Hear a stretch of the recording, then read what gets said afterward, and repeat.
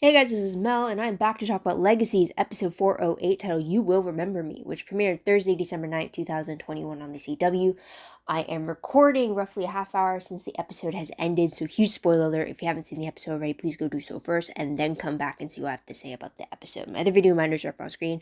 Take a moment to remind yourselves, although, again, very sorry about the delay for the previous video, but I do appreciate all of you who have taken the time to watch it, even though it's a little bit outside of the normal schedule. But let's get right into it because there's quite a bit that happened in this episode and we got quite a bit of a shocker. I did freak out a little bit because on a different channel that aired Legacies, it said that tonight's episode was the mid-season finale. Thankfully, if we had ended it the way that we ended it, I would have been a little bit upset that I'd have to wait a month, but we still got next week's episode, so we still have some time. So let's get right into it. So what happened in this episode? The episode quote of "You Will Remember Me" actually is said by Aurora. That was the big surpriser there to Hope, when she was kind of like giving her final words of threat of like kind of like just like all the Michelsons before her. She will remember Aurora Dimaten's name. So yeah, big surprise there. Aurora returns. Hoping she'd still be a sleeping doormat. But anyways, timeline-wise, I think it takes place the day after the events of 407. Just because Josie is still stuck in the therapy box, and it looked like everybody else was wearing like a new set of clothing, and then Lizzie was also back too. Although, yeah, we don't really know how long it takes for them to like kind of go out of the box, but like anyways, there's that. But episode reminder, I'm going to call Triad Takedown. We kind of go through all the factions today for it. With feature creature being, I'm going to say Hope, just as the tribrid, but I guess you can kind of say Triad as well too, with all the different species she has to go through, although, yeah. So there's that. But let's go down to episode breakdown or storylines. I did pick up on 4 different ones, I would say. First one being Triad Troubles, second one Forgiveness for a Coin, third one being Tribrid Tree or Not. The fourth one also being Josie's hospital therapy. So with the first storyline, this one's really dealing with Hope hunting down the Triad Witch, then the Triad Werewolf, and then the Triad Vampire. So Triad Witch, which pretty much cancels her magic to try to figure out where the werewolf is. And then the werewolf leads to Hope challenging him to an official alpha challenge and therefore gaining the Triad Wolf Pack into her loyalty as their new alpha. And then she eventually goes to find the vampire who was expecting Hope, only to find out that it's Aurora Dimaten, aka Klaus's ex, crazy ex from like 900 years ago. So it's like, ugh. But we'll talk about Aurora, but Hope vaguely remembers who she is. But again, we're dealing with no humanity Hope, so that was just entertaining in itself to watch. But we'll talk about more on that later. Second storyline takes place in Limbo, and this is where we get Ted and Landon trying to help Alark find someone in Limbo to forgive Alark so that they can get the key, the coin. So they thought Vera, the mom who lost Dana to the arachnid in season 1, that wasn't the case. Just like Alark, not knowing that she died, we didn't, but apparently she died from a broken heart and lung cancer. But she definitely did not want to forgive Alark. Like, it seems like the two families had like feuds, like really bad feuds kind of a thing. But in the end, Alark ends up talking to Landon, and that's how he gets the golden coin for them to continue forward. Which Alark wants to not take the boat to peace, but he wants to steal the boat to find a way back to the land of the living. So there's that.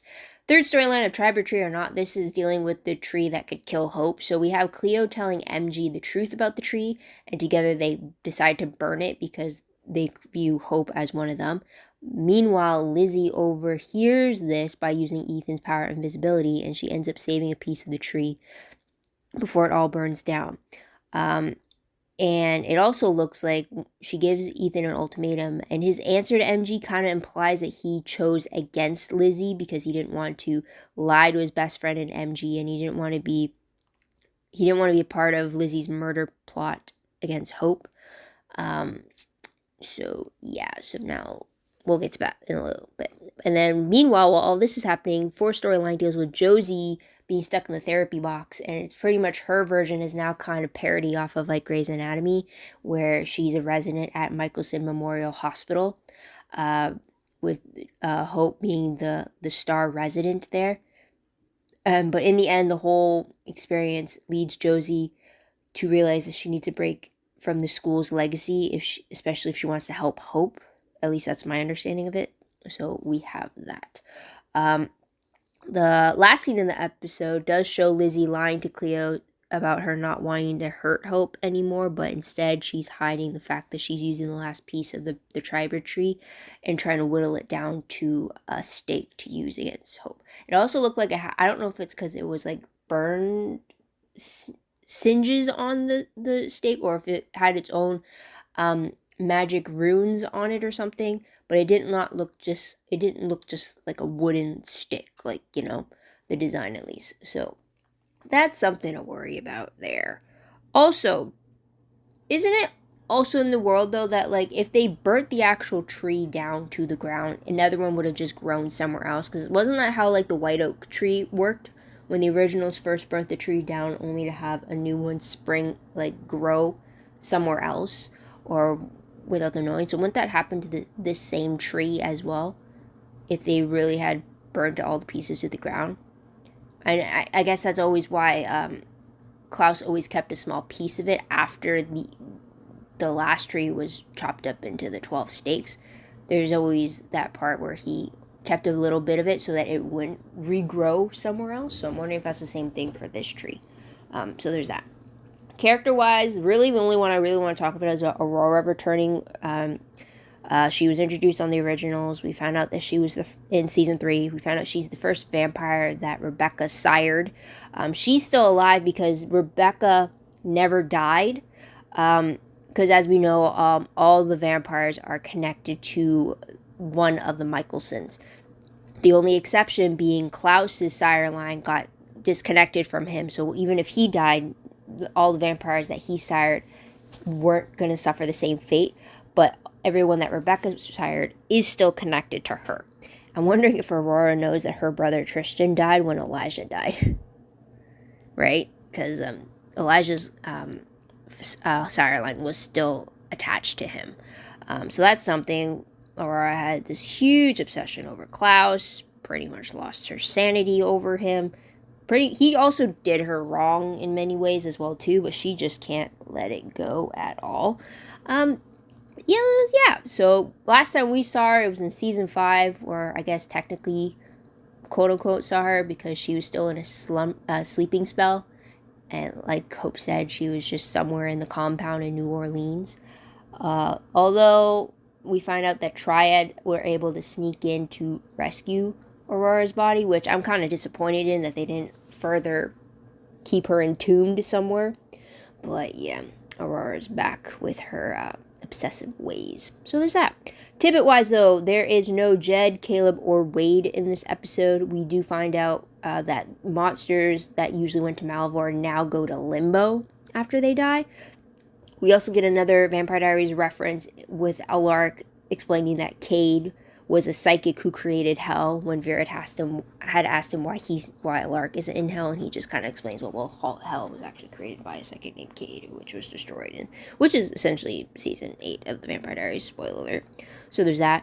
Also, we do see Klaus's portrait from the originals being used in the hospital therapy box setting, since it is Michelson Memorial Hospital, which was founded by Klaus Michelson. So there's that. I was not expecting to see the painting again, so that's kind of pretty cool that they still have it in like their props storage kind of a thing. So there's that. We also see the return of Papa Tunde's knife, although it wasn't the real one because the real one was destroyed when the Michelsons had to deal with a hollow. But the history of it was returned when Aurora Returning explained it to Hope. It would have been interesting if it was a weapon that was still in play. That would have been something to play around with again. But anyways, let's move on to the most shocking moment of the episode. The fact that Aurora is the tri-bird vampire, it makes sense because which other vampire would it be? Like I said, Cole's bloodline died out, Elijah's bloodline died out, Finn's bloodline died out. The only one fully intact would be Rebecca's bloodline. Klaus's bloodline was severed. So you really much only have 2/5 of the vampire species still left alive. So Aurora being the tri-bird vampire really couldn't come as a surprise, but I guess it does because we thought she was still in a sleeping spell. But then the big kicker was that she managed to trick Hope into switching bodies. So now we got Aurora and her obsessive ways and very manipulative ways stuck in an indestructible body, and Hope is stuck with the face of somebody with many enemies. So it's like, oh my god, like what are they gonna do? Like, and then like Danielle Rose Russo is just killing it. First she played Hope, now No Humanity Hope, and now she's playing Aurora. It's like you're going 3 different levels here when it comes to how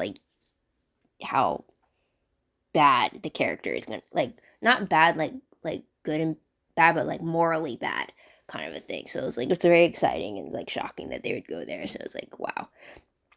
So let's move on to top 3 favorite moments. I really like the face off between Hope and Aurora.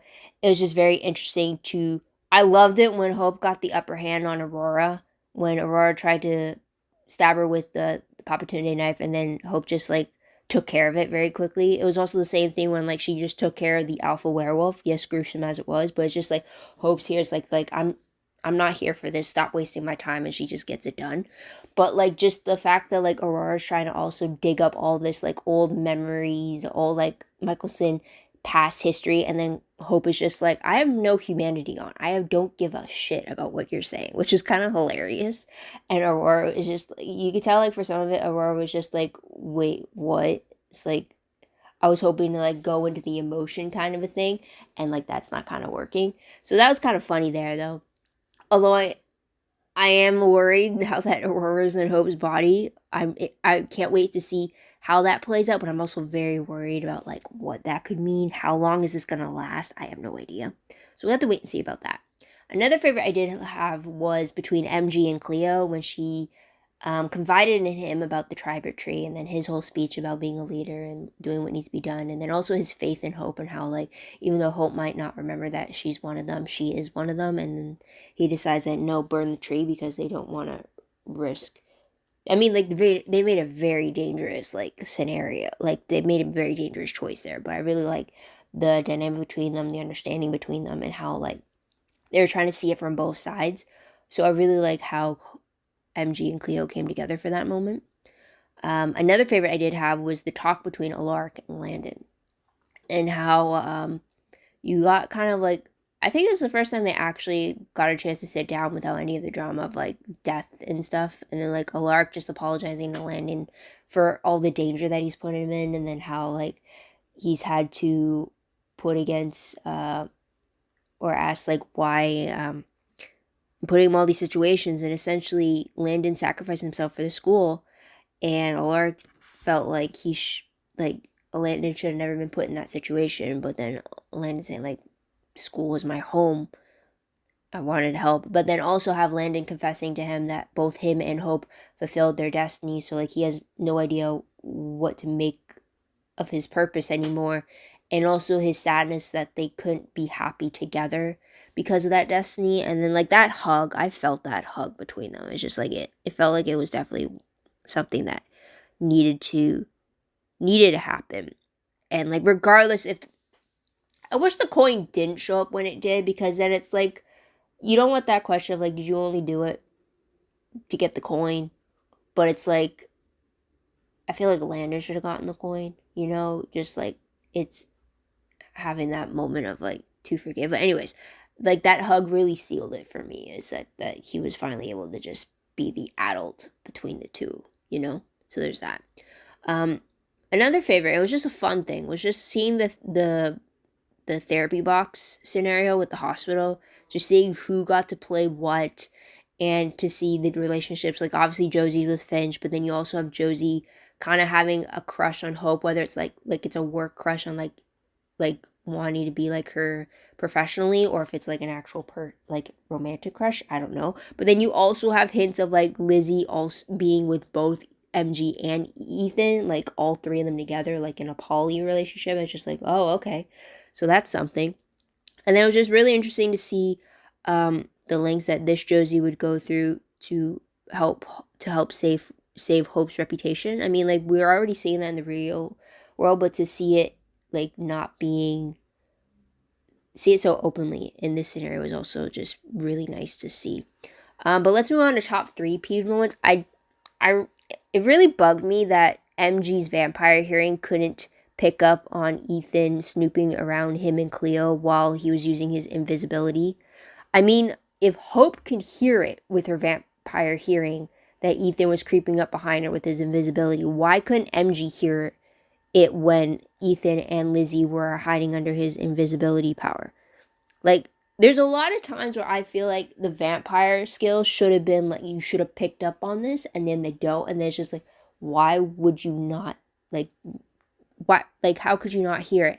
Like, I feel like it's not like, I feel like if you had, if you had, like, super hearing, like, yes, you might maybe find a way to be able to not hear everything, like, maybe you can just, turn the dial off, essentially.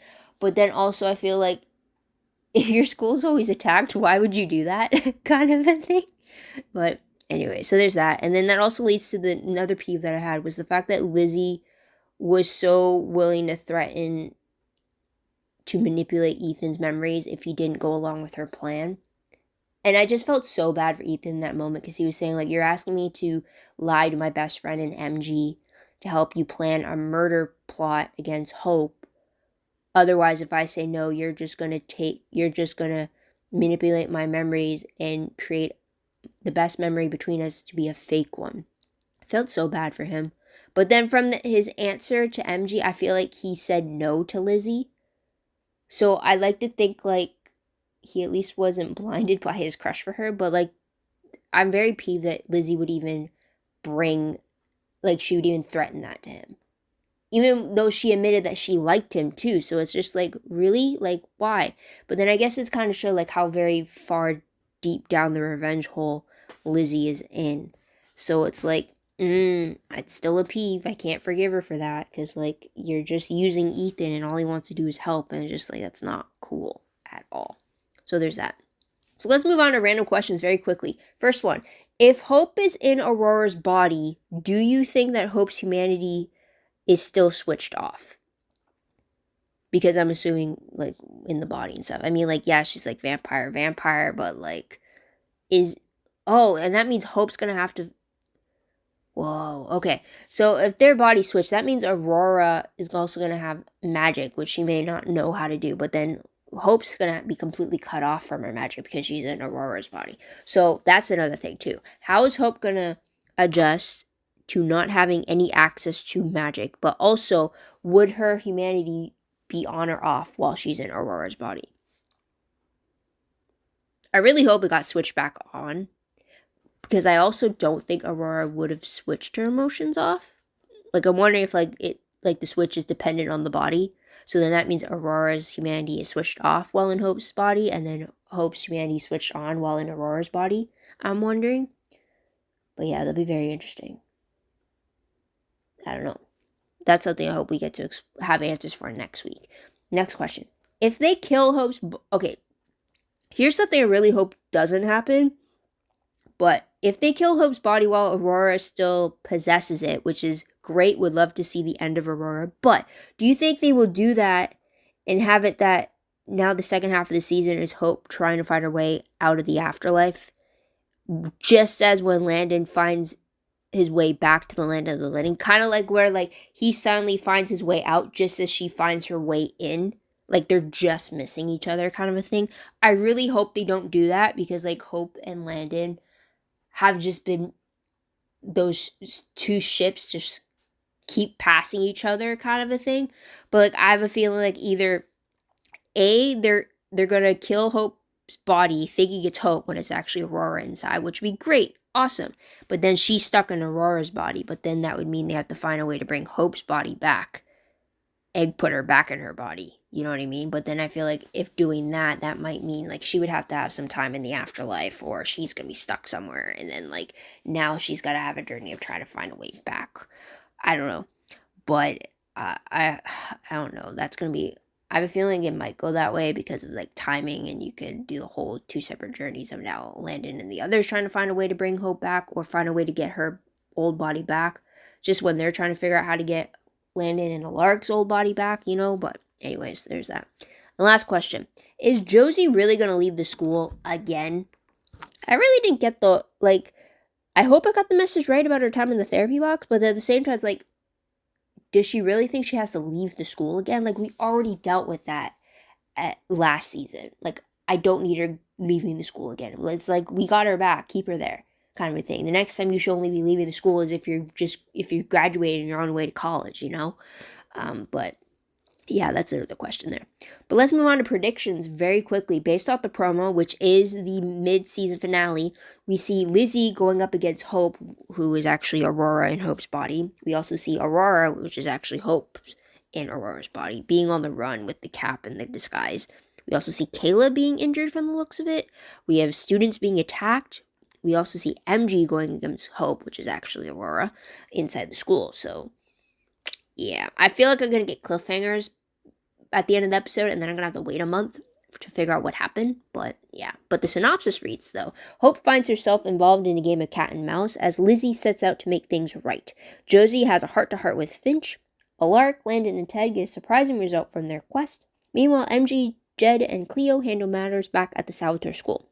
Caleb and Ethan are also appearing. So I'm a little worried. I'm also very curious to see how long we'll have Aurora on the show, because then that would mean how long would we have the whole body swapping thing. I mean, we definitely should be surprised by it. Literally, that was the main ploy that they did in season 2 of season 2 of the originals. So it's not like it's a brand new thing out of the hat kind of a thing, but it's still very surprising that we're gonna see Hope doing it. But I guess it's also kind of like a Michelson trait at this point, or so we'll have to wait and see about that. But otherwise, guys, what did you guys think of this episode? What did you guys like about it? What do you think will happen next? Let me know in the comments down below. Love to hear your own thoughts, theories, and opinions about all that good stuff in the episode, and what you think will happen next. Let me know. Also, don't forget to like this video, subscribe to my channel, and check out my other videos if you haven't done so already. If you want, check out my Tumblr page. Link for that is down below. I reblog promos, web clips, quotes, gifs, synopses, news, all the good stuff, all found in one place. I do have to get back to updating that. Now that it's the holidays and shows are now going on their winter break hiatuses, and it's now time to do the massive upload stuff, Also, WordPress account link for that is down below. Anything I post online is attached to WordPress. A little more organized, a little more detailed, but still in work in progress as well. I gotta upload on that too as well. It's usually a joint venture. Whenever I update on Tumblr, I gotta do it on WordPress because new hashtags are always added to specific new postings, especially if it's new episodes and stuff like that. But anyways, that is pretty much it, guys. So thank you so much for tuning in. Thank you so much for your patience. I hope you guys come back next week to see what I have to say about the mid-season finale. But until then, guys, this is Mel. Wish you all a great day, great week, wherever you are. Please stay safe and stay warm if you're in some place that has snow, because I currently have snow and it's freezing outside. So take care. Bye for now.